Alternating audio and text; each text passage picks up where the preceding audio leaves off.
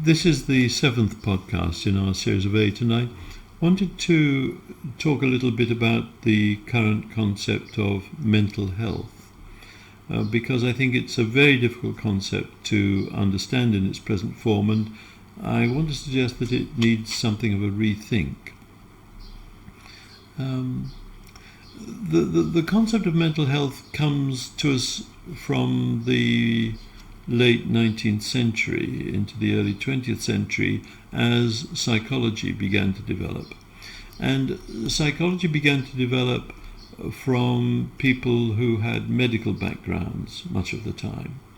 And so the concept of health and illness and disease got very readily incorporated into the thinking of the time.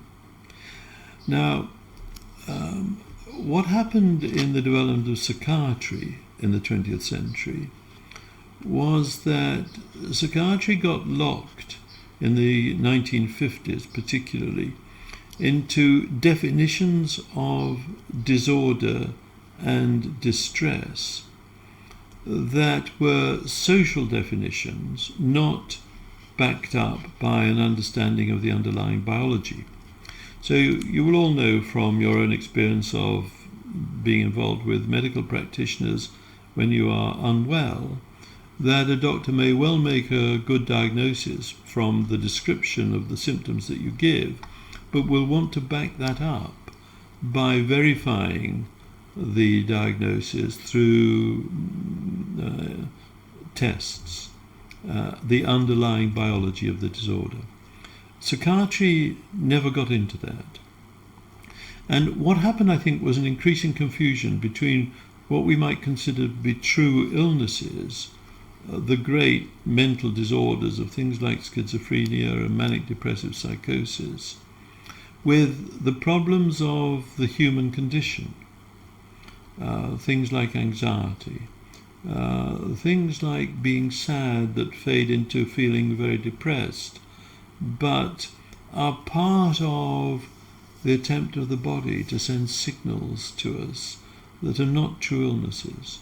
Addictive problems which have got an underlying shift in the neurochemistry of the brain, but arise from people seeking to get exaggerated senses of excitement or through alcohol to relieve themselves of stress and pain.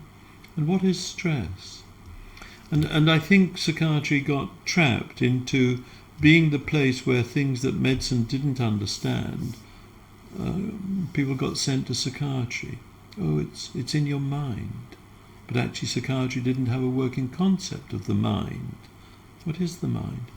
And so we've ended up in this part of the 21st century with a lot of confusion about this concept of mental health, and it shifts across into the idea of psychological safety, as if psychological safety were something that somebody else can provide for me, in the way that a doctor with medical skill can make me better.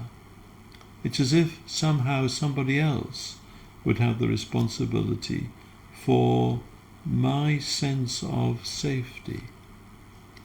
Now, it's true that other people can make us feel unsafe, but it's not a necessary corollary of that other people can make us feel safe. Though we know from all our relationships that other people can make us feel very good indeed. But the sense of safety comes from within me.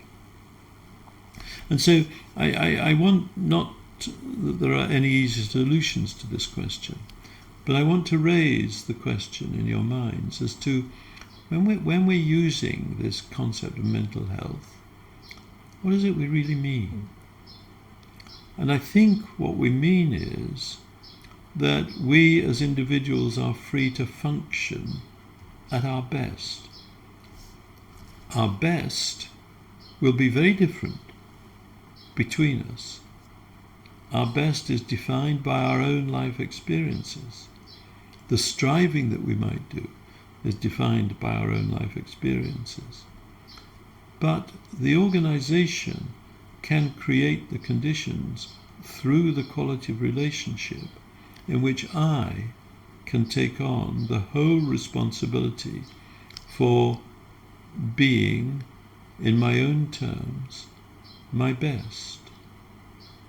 And so I think mental health is not a useful concept when we take it as a straight analogy with physical health. The brain at any point is not ill. The brain is always doing its best for you in its own terms, in context of whatever the circumstances are in which you are.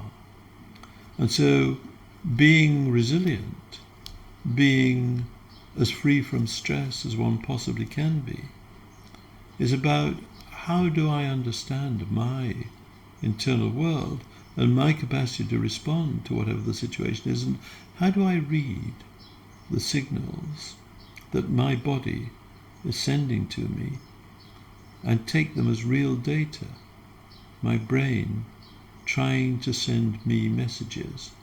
How do I read them and what do I do with them? That is the source from which resilience, a feeling of I'm okay, comes.